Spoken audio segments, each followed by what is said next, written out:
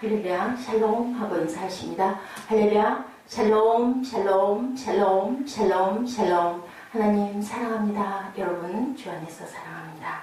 오늘 주님 말씀 저희들 하도하셨습니다. 느헤미야 11장 15절에서 36절 말씀, 예루살렘이 든든해야 합니다 라는 제목으로 여러분과 함께 은혜를 나눕니다.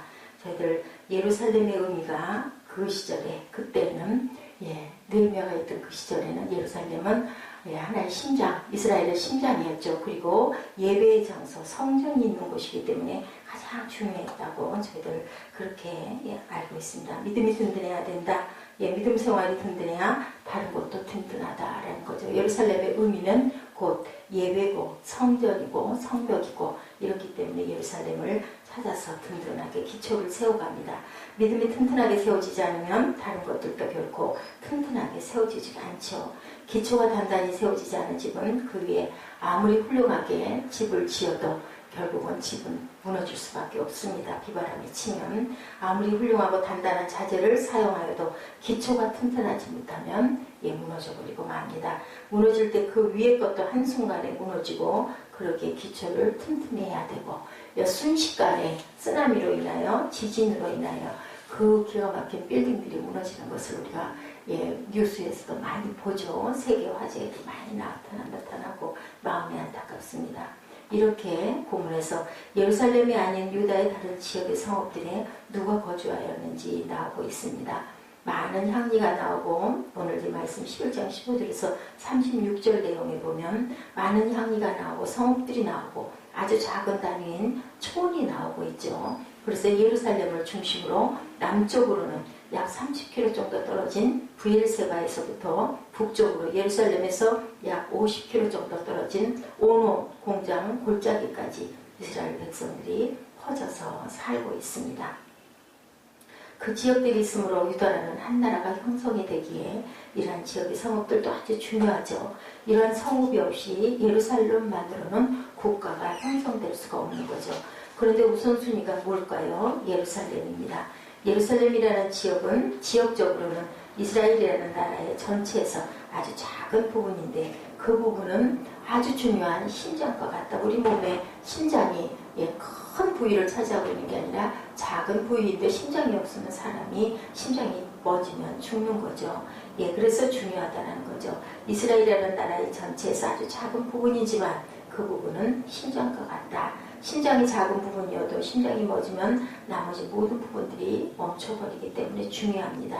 적군이 쳐들어오면서 예루살렘만 점령하면 그 나라가 점령이 되는 것처럼 옛날에 우리나라도 임금이 계시는 궁을 쳐들어오면 그래서 남대문 동대문 그래가지고 서대문 그래가지고 문들을 딱 닫으면 나라가 딱 닫히는 것처럼 문을 열고 늘 닫고 했었죠. 그런 것처럼 이 당시에는 더욱더 위험했습니다. 어차피 국가 이름을 가지고 있지가 못하고 이제 세워지려고 이 화사에서들 돌아왔기 때문에 예루살렘을 외면하고 자기 지역에서 주변의 상황에 순응하고 조용히 있는 것이 편할 수도 있는데 예루살렘을 온전하게 정비해야 되기 때문에 모두들 예루살렘으로 돌아와 있습니다. 그러나 이스라엘 이렇게 나라도 없고 힘도 없을 때 예루살렘으로 모여들었어요. 왜요? 나라를 사랑해서 예루살렘을 지켰기에 이스라엘은 위에 바벨론이 무너질 때 자신들의 나라를 형성할 수가 있었다는 거죠. 자신들의 공동체를 만들어갈 수가 있었고 약하다고 외면했던 주변의 다른 나라들은 형체도 없이 사라져버렸습니다.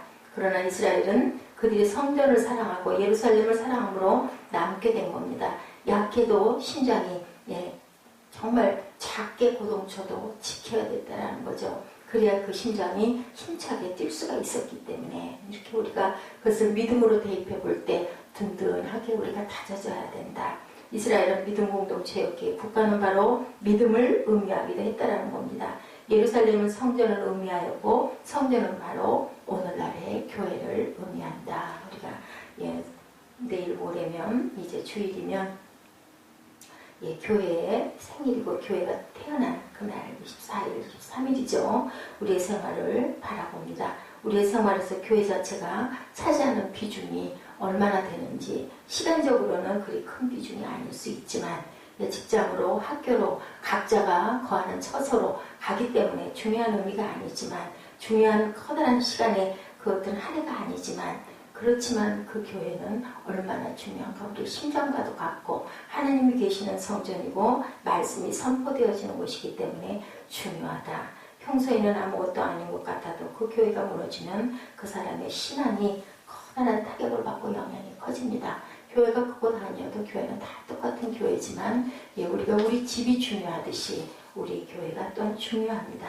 교회 생활이 든든하지 않고 믿음이 든든하지 않아도 평상시에는 그냥 그게 그것처럼 보이지만, 문제가 생기면 교회 생활이 든든하지 않았던 사람은 휘청거릴 수밖에 없습니다. 믿음도 휘청거리고, 그러게 우리는 지금 우리의 교회 생활을 점검해야 된다. 그래서 든든하게 해야 된다. 지금 믿음이 약하거나 교회가 마음에 들지 않아 그럭저럭 보내고 계신 분들은 안 계신지. 교회라는 건 뭘까요? 말씀이죠. 말씀이 흘러나오는 곳, 강단이, 그곳이 바로 교회 공동체, 그곳에 모여있는 하나님을 다 같이 섬기고 사랑하는 사람들의 모임인 그것이 교회입니다.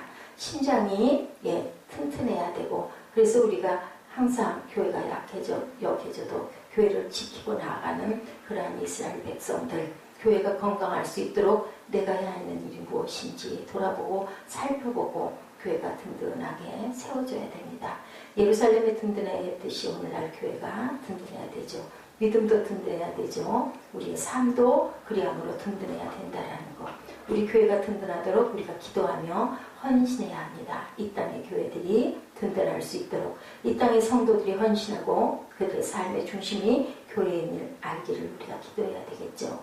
저마다의 삶에 바빠 교회를 등한히 하고 믿음을 등한히 하지 말고, 아무리 바빠도 교회가 든든하고 믿음이 든든하는 그 길을 위해서 우리가 기도하고, 항상 긴장하고, 그리고 항상 하나님 앞에 내가 온전하게 서 있나라는 것을 늘 바라보고, 내 마음이 이스라엘의 방백을 사모함은 그들이 백성 중에서 즐거이 헌신하였음이니 야훼를 찬송하라라는 이 말씀처럼 우리가 항상 돌아보고 야훼를 찬송해야 되겠죠.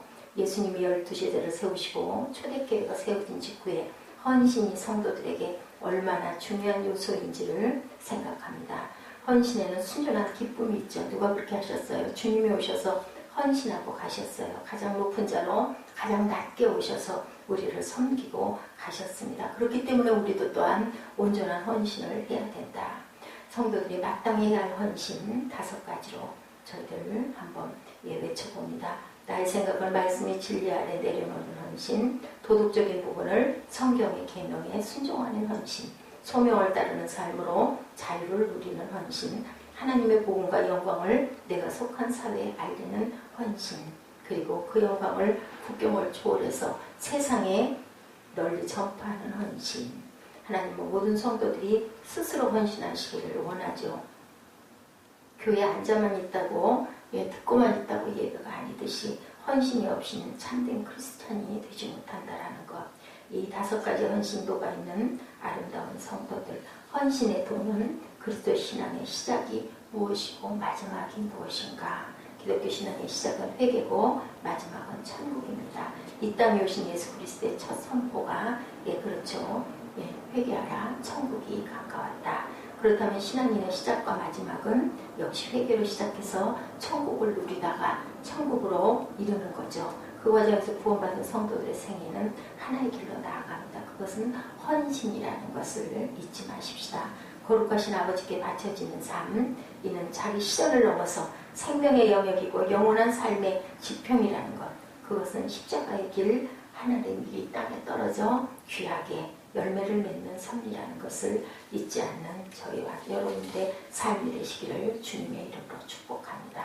기도하시겠습니다.